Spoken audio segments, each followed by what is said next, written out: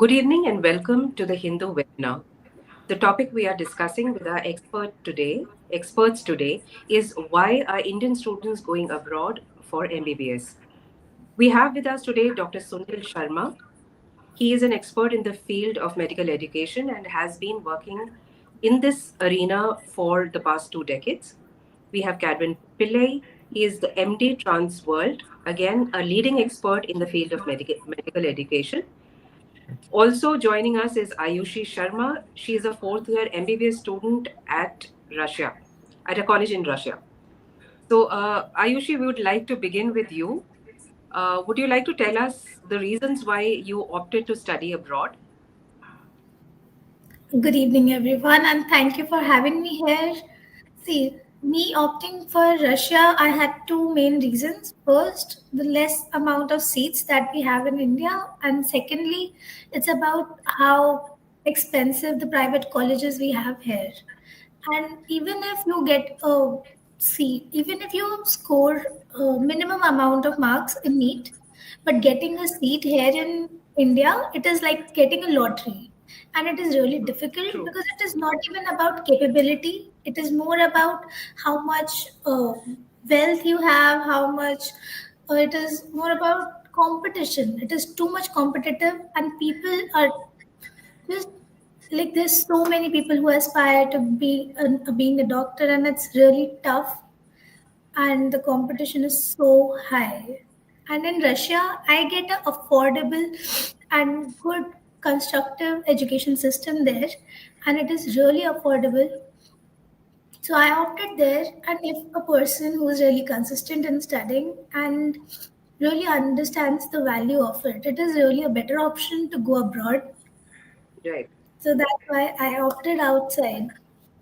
Okay. Just to give the audience a perspective of what we are talking about, we have close to anywhere between 20 to 25 lakh students sitting taking the NEET exam annually. They are competing, most of them are competing for a MBBS seat, which is just a shade above 1 lakh plus in India, half of which is in the private sector and half of which is in the government sector. In the private sector, your fees ranges anywhere between a crore upwards, which is what makes medical education in India so unaffordable. However, to give more details on the subject, we will turn again to our experts, both Dr. Sharma and to Mr. Pillai. Dr. Sharma, if you could give us uh, a, a actual check on what is happening in the in the education market. Good afternoon, everyone. Thank you for having me over here. Actually, as you just told that in NEET 2025, around 22, 23 lakh students registered for the exam. And in government and private sector, we have around 1 lakh 30, 1 lakh 40 lakh seats available. So the gap is very high. And Right. I know that government is trying to create as many as seats they can, but it cannot happen, uh, you know, in a very early stage. So it will take some time. But anyhow, government is trying for that. But at this point, the thing is that many students are, who want to be doctors, they are not able to get the seat in India. So in that case, student opt the foreign universities, and there are many countries who are offering very good, in a very good tuition fee. They are offering medical seats. Programs are very good. Moreover, in this intense competition, and when they're offering the affordable fee structure, students are opting for the foreign universities, and they're getting the global exposure. And there are many students who are not only returning back to India after completion of their degree, but they are opting for the USMLE, for PLAB, and going to the other countries as well. And moreover, there are many students who are clearing the exam after coming back to India. Uh, and the result of this FMG exam, which is taking place right now, the passing percentage has been increased in last 2, 3 years, which is a very good percentage, as earlier it was very low. So I think the students who are going abroad, once government will increase the seats, it will be only one relief. On the other side, when students don't have any other option, they are opting for the foreign medical universities, and the level of education in the foreign medical universities is very good. They are Right. providing good education, and even now, the latest rules and regulations which are framed by National Medical Commission, according to the FMGL 2021, there are many countries who where students are going who are following these rules and regulations, and the students are very happy when they're studying over there. Okay. Thank you, Dr. Sharma. Could I bring in Mr. Pillai? Yes, Could you yes. list out the top three reasons as to why students are going abroad? What is so fascinating about education abroad? Is it just the money, or is it So, just the ma'am, thank you. economics of? Yeah, thank you. Thank you so much for actually giving me an opportunity to be a part of this forum to discuss. And this is definitely something which requires in-depth, in detail discussion. Yeah, definitely foreign medical education is a very, very attractive option for a lot of students. There are many reasons behind it. So if you're asking me the three main reasons, as it has already been stated by Dr. Ayushi and Dr. Sharma over here. One is there is a need. There is a need not just for the students who want to actually pursue, but a need in our own country as well. Now, if you actually see the total number of seats which are available, of course, it's way, way lesser in comparison to the total number of students who are actually opting to do the NEET and who want to become doctors in India. But also, there is a large discrepancy in the number of doctors that we have. Now, if you actually see the doctor to patient ratio, though it is quite reasonable in the more developed parts of our country. Right. Unfortunately, that is not the case in a lot of a majority of our country itself. The rural areas and other places, you can see that they just don't have enough doctors. You have, maybe because we live in larger cities and other places, we don't realize that. But then the ones who are truly suffering right now, who need more doctors, and these are the specific students also who want to become doctors but are unable to because of the factors as Ayushi and Dr. Sharma were mentioning. Costing is one of the key Hmm. factors over here. So they're not able to get into the colleges that they want because, as you had mentioned, fees is just too high for a lot of these students. So those Hmm. students cannot become doctors, and thereby those areas have less doctors as well because those are the same guys who are going to go back to their hometowns and try to practice as a doctor. Yeah. And so keeping these two major things, there's a requirement. Students want to become doctors. Students are unable to become doctors. India needs more doctors. Fees is too high.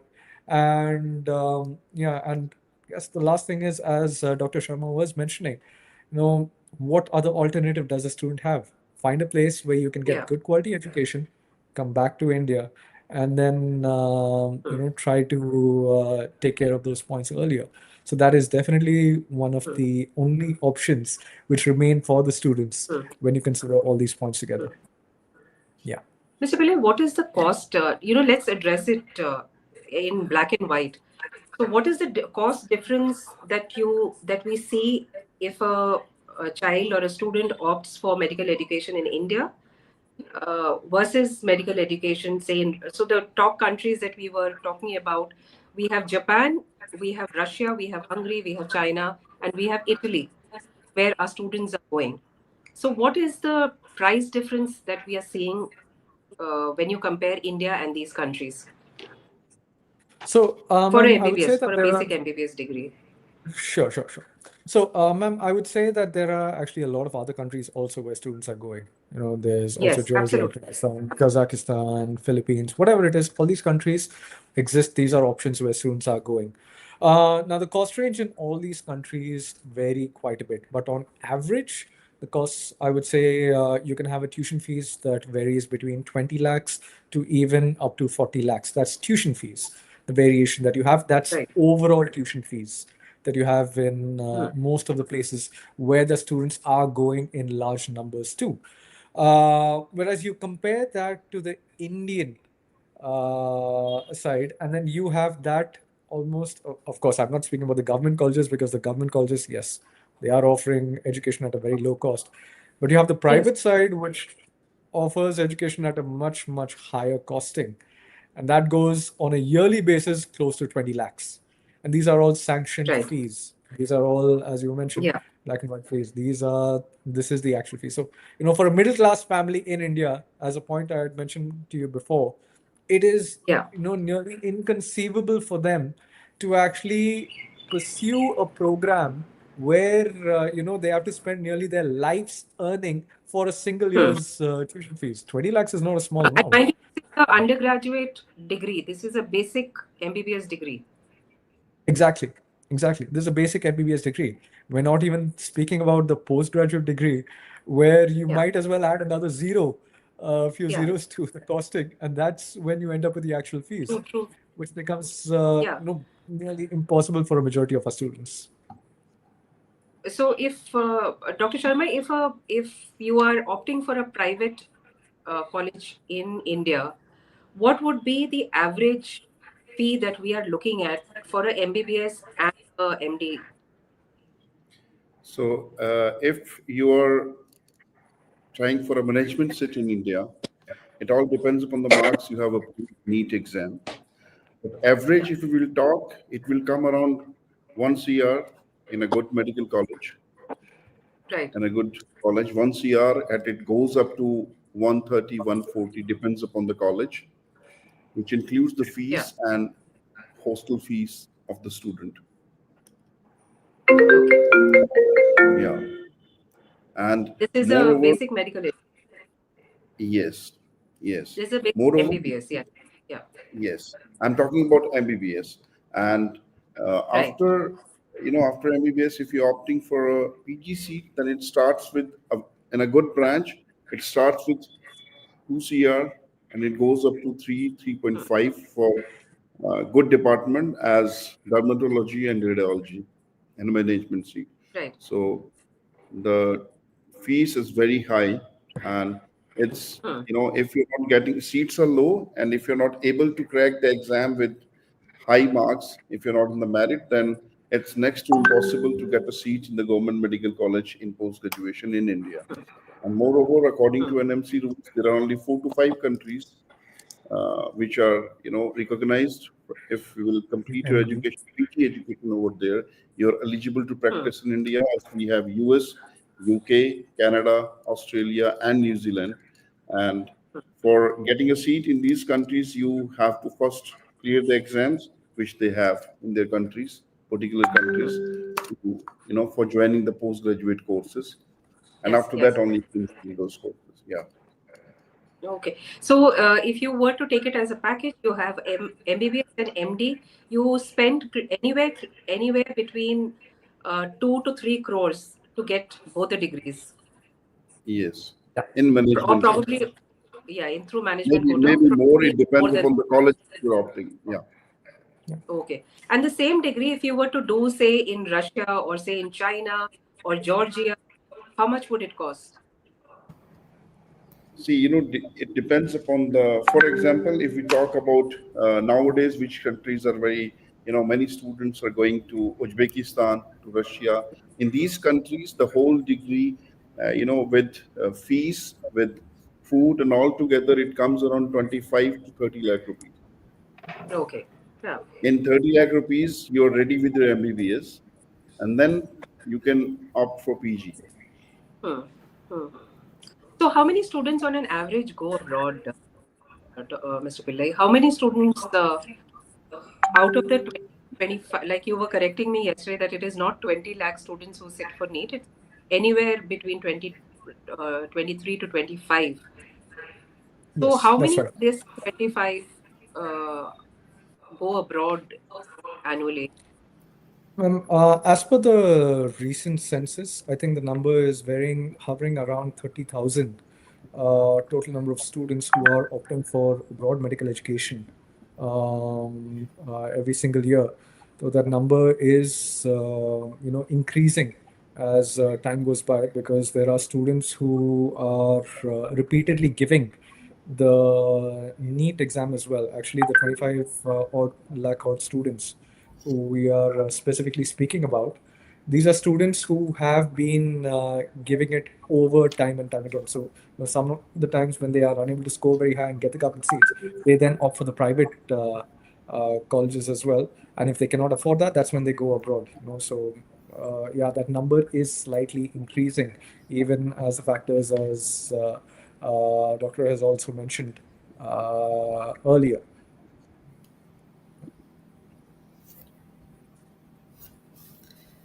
I think, She got disconnected, I guess. I think there okay, is some. fantastic. Yes. Yeah, I think maybe there's some network issue. Yeah, Yeah. I think Dr. Sharma will also be able to give some input regarding the overall numbers. I think both of us yeah, might be observing the FMG examination details as well. Yeah. yeah. As you know that in last few years, the number of students are increasing who are going abroad. And as we see that, even after FMGL rules and regulations came, after that, even students are going abroad, and Absolutely. there are so many students who already completed and taking the exam in India, back in India, and they are showing very good results. So, what I mean to say is that those students who are studying properly, they are taking the exam very good, as the percentage of this exam passing percentage has been increased in last years. Yeah, Bindu is back. Yeah. So what I mean to say is, the students who know that they need to study well and they need to come back. See, the students who are going abroad are the ones who are not able to afford more than 1 crore rupees in Exactly. India. That's right.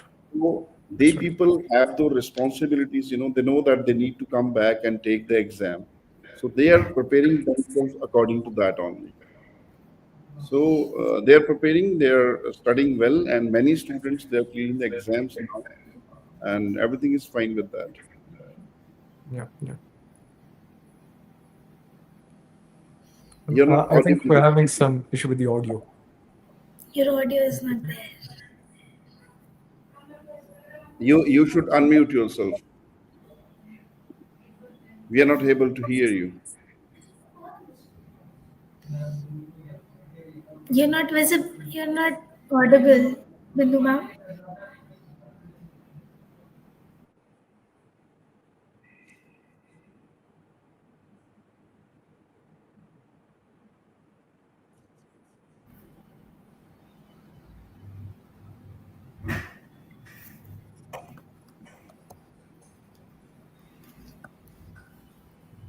I think the ma'am is connecting. Maybe. Hi, no, I'm just standing in for Bindu. I'm Kalyan from the Hindu. Okay. Yeah, Yes. Hello. Yes. just go ahead, go ahead. I was watching your. Oh, okay. Okay. Sure. Sure, sir.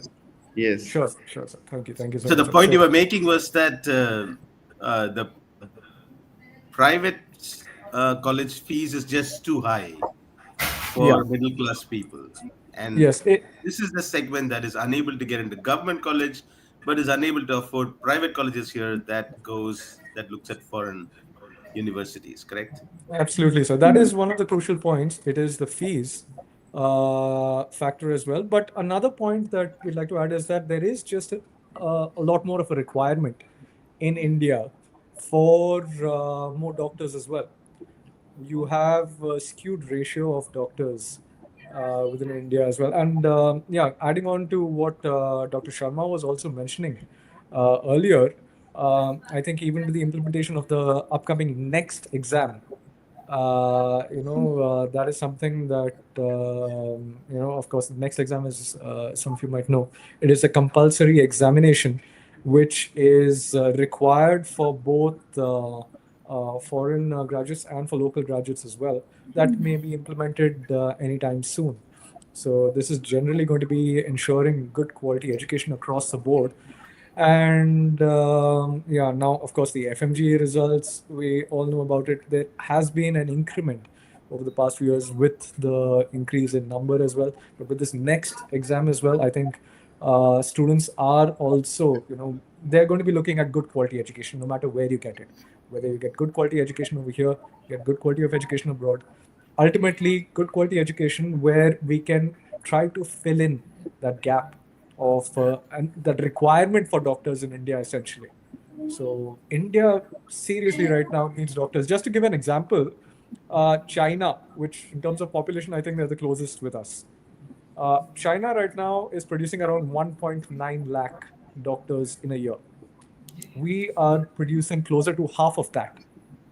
You know, population-wise, we're supposed to be closer, producing the same number of doctors, doing everything exactly the same. But there is just this big, tremendous gap that we need to fill in.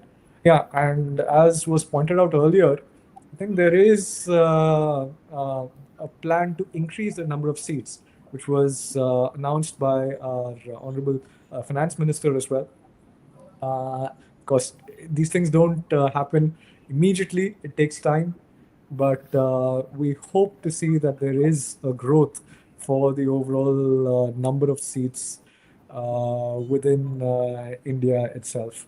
And yeah, I think all those things are very exciting news as well for all the students coming in the upcoming future. To totally get your point. Wherever we can train Indians to be good doctors, we should use that opportunity. I mean, why not? In fact, so a section of doctors are getting trained elsewhere in other countries, so the best practices from there would come in. I mean, why not? Why should Exactly. we be close to that? But Ayushi, Exactly. tell me, how do you find it here? Like your own friends who may have gotten a seat here and decided to pursue their education here in a government or even a private college. How different is it? Are you able to cope? Is it a question of coping, the weather, people, all that, or how is it? How would you compare your See, ongoing to be experience? honest, Russia and India, they're really two different society, and people are really different here and there as well. We have language barrier, we have food barriers. Like for vegetarian people over there, it's a really hassle to get anything to eat because people usually eat non-veg, beef, meat, and all that stuff. And if I talk about the education system in India and abroad are totally different. Here in India, from childhood, we have been taught to be spoon fed. Like the teachers teach us everything, and then we go home and we learn about it. But in my university, we need to prepare for the class first, and then we go to the class. We have a discussion with the teacher, and she even asks us the question of the same topic that same day. So there we are not getting spoon feeded. We need to learn it on our own. We need to understand it, and then we need to give vivas and sometimes written as well. But mostly there are point systems, and we need to get enough points every day to make it around 35 bells, and 100% attendance is really mandatory there. Here in India, we get it only 75% attendance. We can even make proxies and other things. But I'm not saying people do that because MBBS is not that easy of a thing. We need to study anywhere we are, even in Russia or in India. My friends here, they do get a lot of written exams, NMC exams, and even vivas. But in our country, there, in Russia, we don't have pen paper exams in the finals. We get vivas. We need to talk to the teacher one to one. We need to give practicals on categories. So I think that is more of a tedious task for me, and it was a really big change. As in India, I was always uh, functioned that I had always functioned that way that I need to learn. I'll go to the college, the professor will teach me, and then I'll go practice it. But there it was totally different. I need to learn it first, understand it, and then go to the teacher and give a test on it or maybe have a discussion on it. Then, if I talk about the culture there, firstly, the climate. Climate is a big thing and it changes so many things like health, it affects the health the most. And if you're not well enough, then you cannot study anywhere. So, climate is there, but mostly I'll say the area I live in, Orenburg, it's really clean and right now I'm in Delhi, so it's really clean and not polluted at all. Unpolluted, and the population is really less. Of course, Delhi, we have 2 crores more people in the same city, but there it's around 30,000, 40,000 people, and it's really good. But then, even has some challenges. For example, food. In my hostel, we don't really No, but have tell mess. Ayushi, permit me to intrude.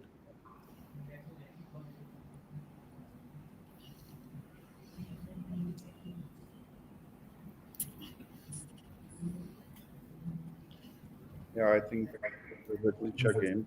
So yeah, Arushi, you please keep telling about yourself. Yeah, okay, sure. So we don't really have mess, and we have to cook our own. See, if you go outside, it tells you, it makes you so much Do you have independent that and cafe adaptable. Indian kitchen system in your hostels? No, there is no gas stove. We have inductions there. Yeah. So there are inductions. We need to cook there. We need to clean.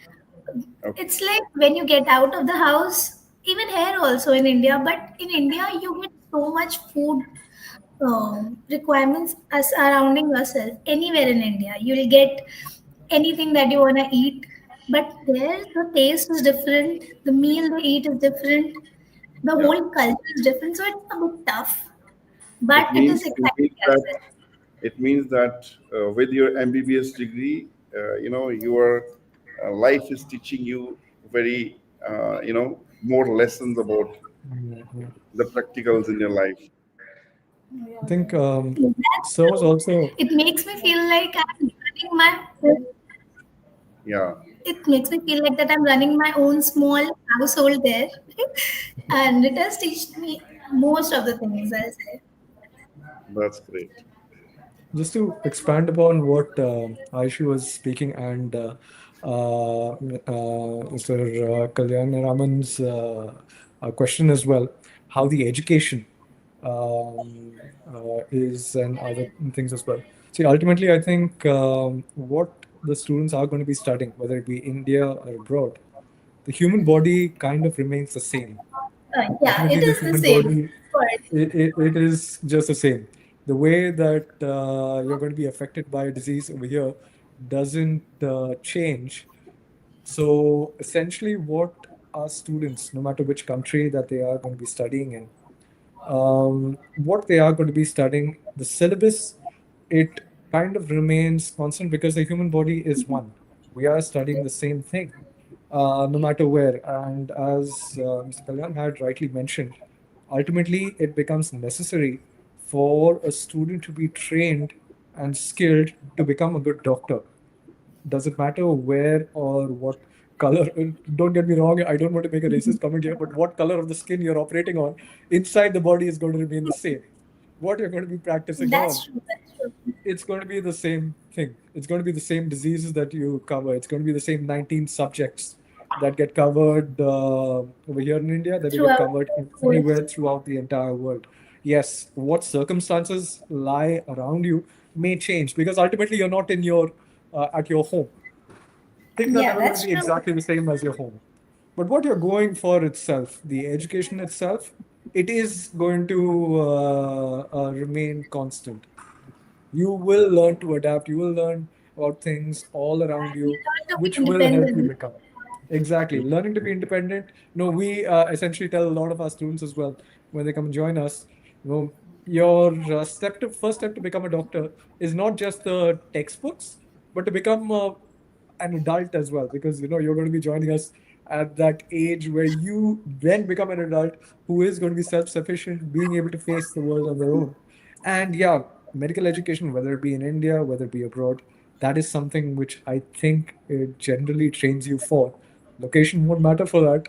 Ultimately, what really matters is, can you get that education? That is the main question mark. That is the reason why students ultimately want to pursue medical education, no matter where it is. They want to become doctors. Yeah. That is the main point. That's true. The only difference here is the curriculum. Like the subjects Yeah. that I have are a bit different, But Yeah, overall, if I see in my course of 6 years, I'm gonna learn everything that the people will learn here in 4.5 years. The duration is a bit long, but it's the same thing. Only the subjects change a bit, and nothing else. But I think yeah, there's one more thing that I'll try to explain more. That my groups are really small, and the teacher tries to have a one-on-one conversation and focus on every student there. Here, if we see, we get a batch of 60 to 70 students in each class in MBBS in daily life, but there it's only 15, 17 like this. So I think that's much more better. You get more exposure to everything. You can ask the teacher directly, you can learn more. There's no crowd there. You're there only to learn. It's you and the cadaver and the books, and that's it. And on the that's examination, you and the teacher and that's a great. viva. Yeah, actually, I have been to Uzbekistan a few days ago. So as Okay. you are telling, they are following the whole system as whole USSR is following. In Hmm. Uzbekistan, I have Samarkand. Samarkand State Medical University is there, where more than 3,000 Indian students are studying. And I was quite surprised that all the students, they are living in a city. It looks like an Indian city. There are, so many Indian restaurants open in the city, and the climate is very good. Even university have got many Indian teachers and professors who are working over there, which makes them more comfortable. And students are preparing for their competitive exams as it is FMGE, or they're taking any of the exam as USMLE or PLAB or something else. So what I mean to say, Indian students, they adapt themselves anywhere, and they are doing good. Ayushi, I don't know if you answered the question. I had to drop off because of some issues. When you compared, say, Russia with Philippines or other nations in Eastern Europe, China, why did you choose Russia? Was it the least expensive, best education, or what? No, actually, I'll say it was affordable, really affordable. And I had some mentors who had been to the same university. So, me, as being a single child, my parents would like me to go to a place where they already have someone to look after me, to be there if I need something. So, they chose Russia because I had people who had been into my university and they had came back to India, and they were now doing some job in government hospitals here. So that's why I chose Orenburg specifically. And the weather there is not that much harsh in comparison to other universities in Russia, because it goes to minus 35, minus 45, I agree. But it even goes to plus 30, plus 35 as well. So it is not harsh, it is really pleasant to be there. So that's why I chose to be there. Okay, now a lot of questions coming about the validity of the courses. I suppose you have to give an exit exam, right? When you come here, you have to give an exam to qualify as a doctor here. Um, what is the scene now? How difficult is it? Perhaps Mr. Sharma can answer this. How difficult is it for these students who study abroad and come back?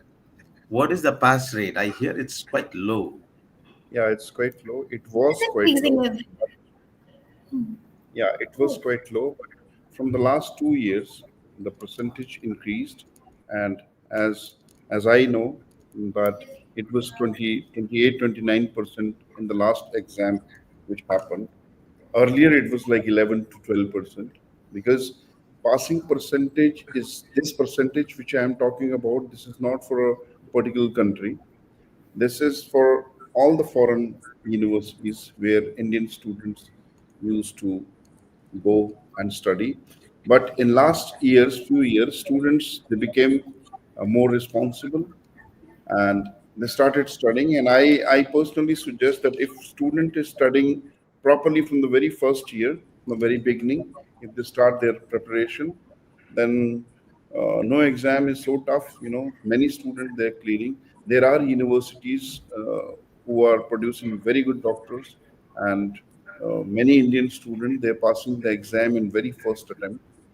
So it depends upon the student how they are preparing for the exam. So I'd like to maybe just add a few points regarding the passing percentage of the FMG exam as well. So essentially, every year, am I audible? Yes, I hope. yes. Okay, okay, fine, fine. Yeah, Yeah. okay. So, see, the FMG exam definitely it is a compulsory exam which has to be given in order to practice as a doctor in India. Without clearing that exam, you can't practice as a doctor over here. Okay, that's the screening test essentially to ensure. So you have a lot of students every single year who clear the exam, and then you have some students who do not clear the exam. Okay, what happens is that over time, the students who have not cleared the exam have to then do a re-exam. Okay, so we call this increasing regression, essentially, because what you have is, and you end up with a lot of students who are giving the exam again and again, even though the percentage of freshers who are clearing the exam in the first attempt may be a lot more higher than what actually the exam results seem. So that's why you have all your entrance exams, all screening exams. It doesn't matter, not just the FMG. You have a lot of other exams as well in India. All these exams, the passing percentage generally is very, very low because you have a lot of students who are rewriting an exam again and again. Okay, so that's why in the FMG in total, you have around 60, 70,000 students who are writing the exam every year. 60, 70,000 students are not going abroad every year. That's because every year there are two exams. You write the exam again and again. So you count a student 5, 6 times when they fail, but then you count the student only once when they pass. Okay, so what happens is that essentially you end up with a very, very low passing percentage and it causes a misconception. And as Dr. Sharma was also mentioning, you actually have a lot of universities which are doing very, very well. I myself, we represent certain universities where we can show the statistics as well.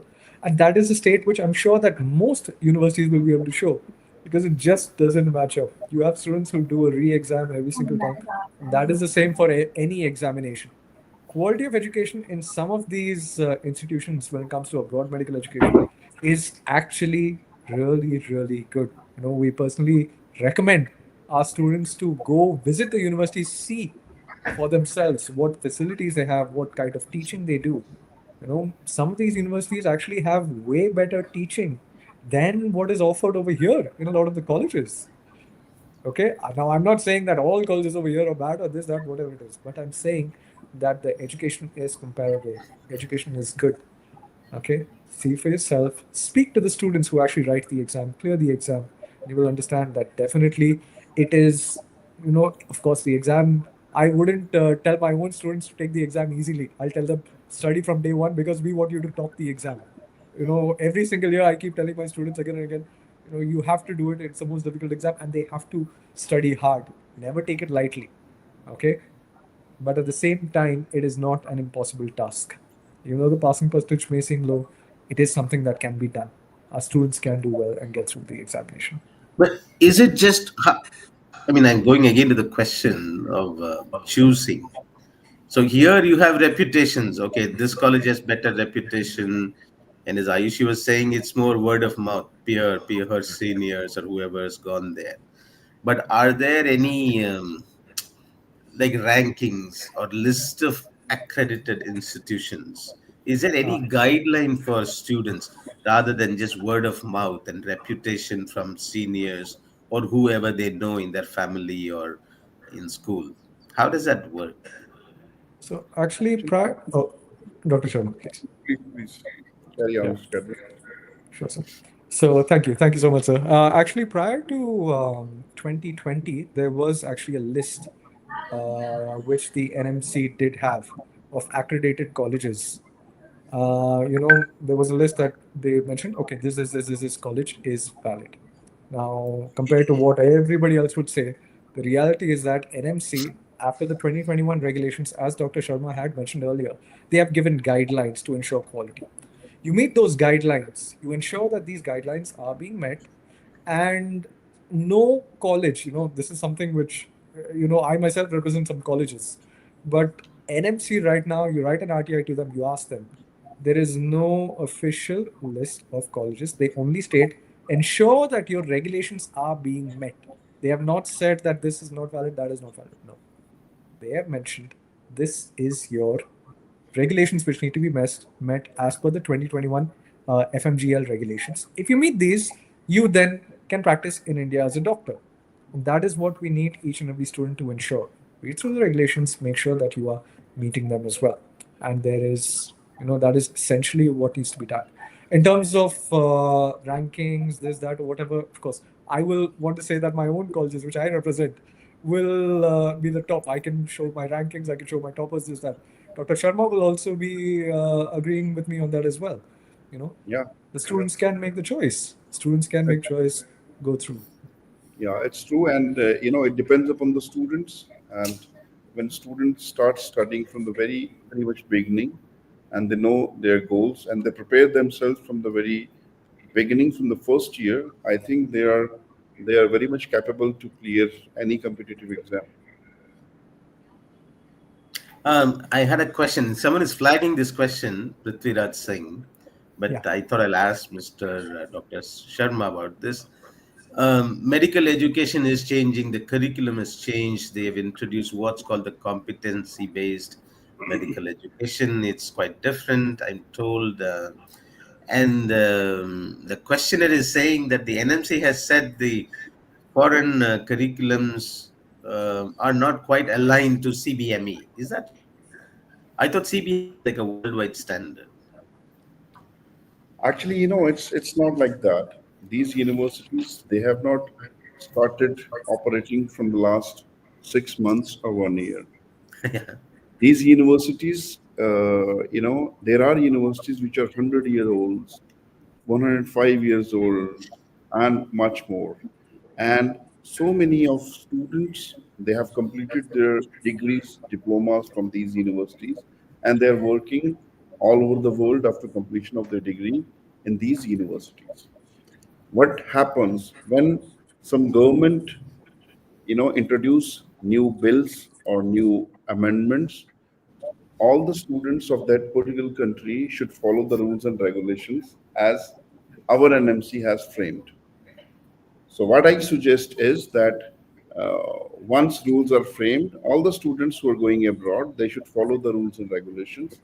They should connect with the Indian embassies of the particular country where the universities are located. And once they are okay with rules and regulations of the particular university, they should opt the university. That's what I can say. That is the Okay. best method to go ahead with it. No, no. The question was something specific about CBME. Is that the, the Actually, whole idea of competency-based medical education? Actually, in absolutely. CBME, there are many subjects, additional subjects which are in. We are talking about the Indian medical education system, right?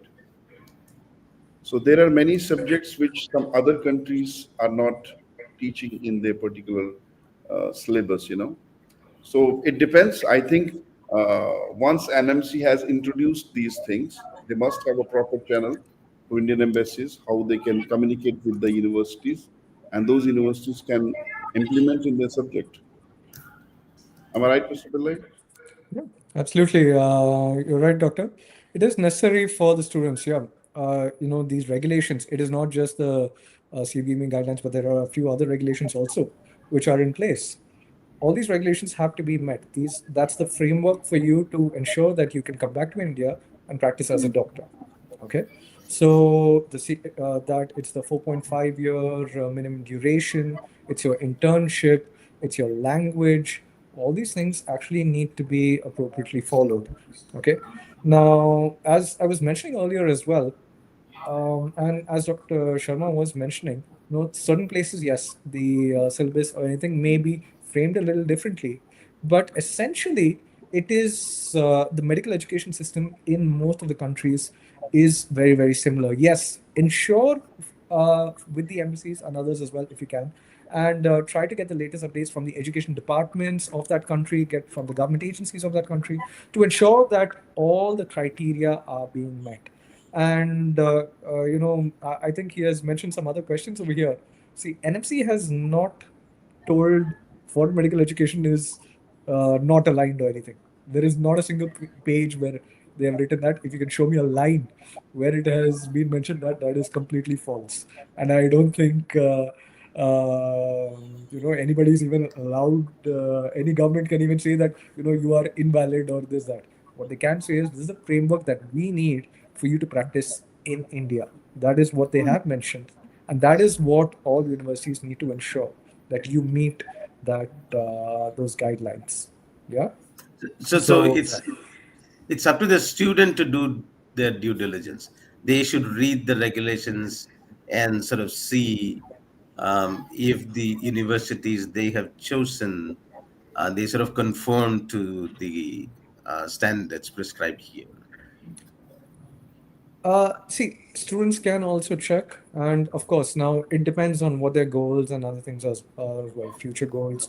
Are they looking to practice in India? Are they looking to practice abroad? Whatever it is. If you're looking to practice in India, definitely these guidelines need to be followed. NC guidelines are going to be your framework to come back to India and practice. Make sure that they're being followed, and the consultants and other people, they can guide you as well. They can guide you, get to know more details from them, okay, but also check through other sources. Try to find out by yourself. Go to the government agencies which are responsible for these guidelines, what they have released, what they've set. Ensure that it is being met. Okay, so they can give you the framework as well. And see, it's 15 minutes job. Nowadays, all information in the world is available at your fingertips. AI, this, that, whatever it is, everything can come up to you.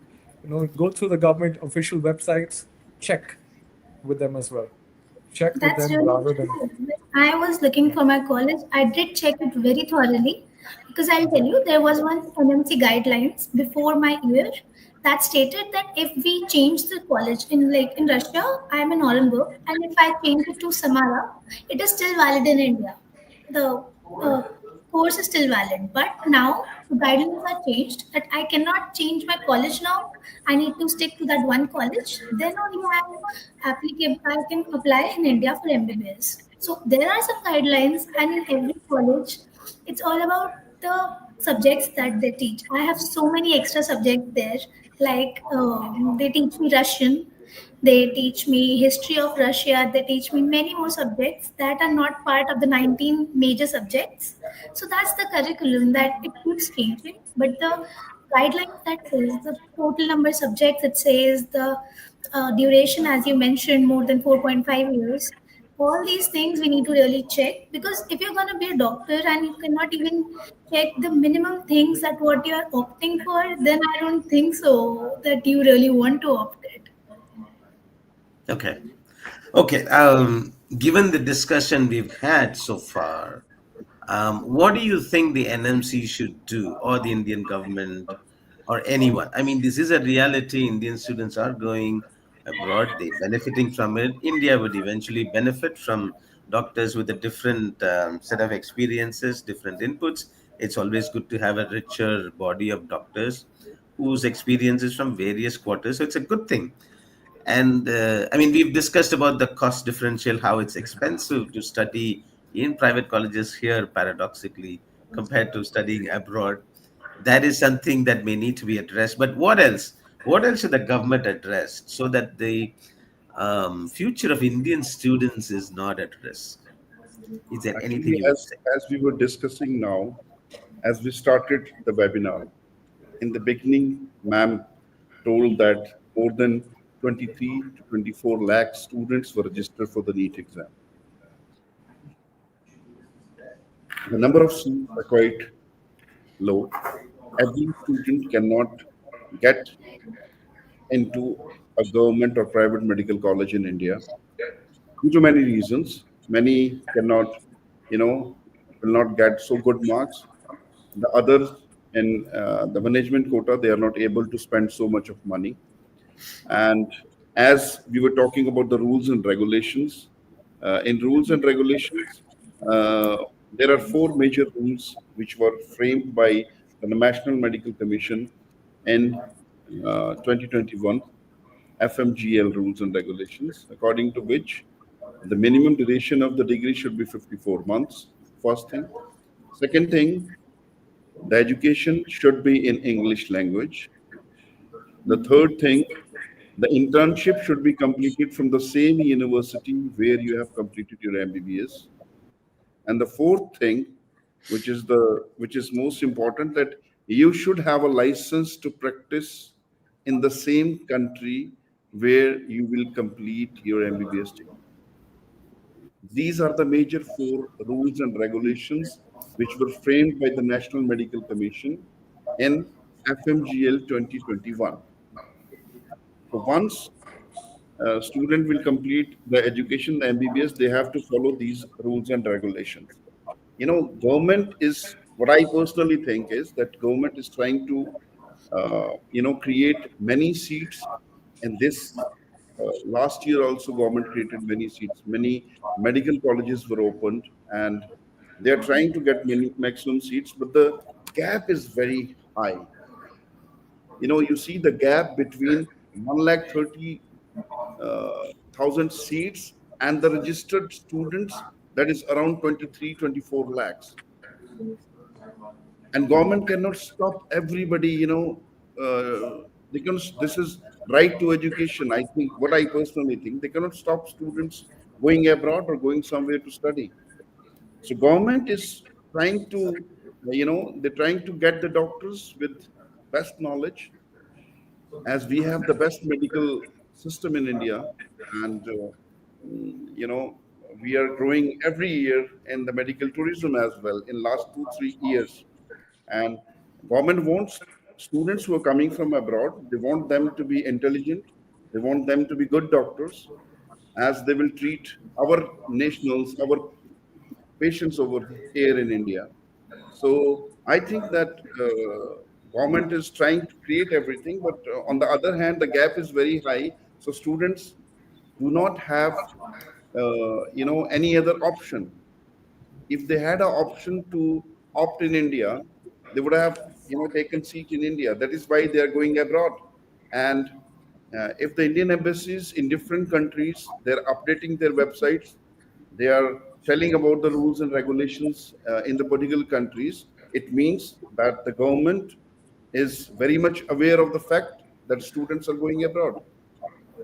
And if government know about the fact, in that case, I think the rules and regulations should be very clear, and so that all the parents who want to send their children abroad, or all the students who want to go abroad, they should know all the rules and regulations very openly. And if required, government may, through Indian embassies, government may ask for the list of medical colleges which are good or bad, or they can create some, something, some regulations like that. That is what I wanted Okay. to say. Okay, Mr. Pillai, what would you say? And to the point that Mr. Sharma he talks about the Indian embassies, how responsive are our embassies to queries from students? Embassies have to be responsive. I cannot really comment on all embassies right now. There are hundreds of Indian embassies throughout the entire world. That's It's true. going to be difficult for me to actually say which one will be responsive or not. But yeah, they do have educational sections as well. Indian embassies, they have an Okay. education department where students can actually check with. Okay. But yeah, the governments where the students are generally going to be studying from as well, they themselves are going to be having their own notices, they'll be having their own details set up, what their course structure and everything.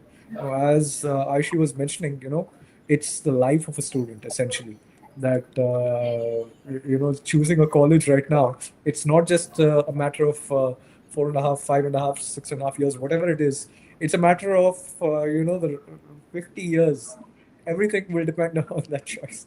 Take half an hour. That's all it'll take, I assure you, to find out the details of medical education for any particular country. Any child can do that nowadays. But of course, we all are here to provide the services to make students understand, make people understand exactly, what the things are, what things are not. What else Take can a be flight done? What else can the government do, to the NMC or the embassies or to whoever, uh, to increase the to facilitate student experience so that to for safeguard underwater the medical interests education. of Indian students? Yes. Okay, so when you say safeguard the interest of Indian students, if you're meaning by to ensure that the students are getting the education from the right places, okay, the NMC earlier did have a list of colleges. Prior to 2020 and 2021, they did have a list of colleges where they mentioned that these are the colleges which are accredited, and these are the colleges which meet our requirements or whatever it is. We've had students and we recognize them. I think with the implementation of the upcoming examinations and other policies also, that becomes a lot more easier. I think the government is under the process also. This is just internal knowledge that I might be sharing with you. They are under the process of evaluating what education is being imparted to the students. Ultimately, the core spirit of the FMGL 2021 regulations is to ensure our students are getting proper education everywhere. Right. Yeah, to ensure that they're going to the right places, you're getting good quality education, you're not just getting a throwaway degree. And The come back government and is practice. working. Exactly. And essentially, students are going to be practicing on a person. They have a life in their hand, so they can't really make mistakes. So the government is taking a lot of initiatives right now. There are a lot of changes that are happening within the NMC and other bodies as well, where they are monitoring the situation, where they are seeing, the next exam and other things which are to be implemented. All these things are coming in place, and it was really fascinating to see that the finance minister has also mentioned that 75,000 seats have to be implemented, so they know that this is a requirement. So they know that Indians need more seats in India, and Indians, if they are going abroad, then ensure that you're going to the right place. They are working on it right now.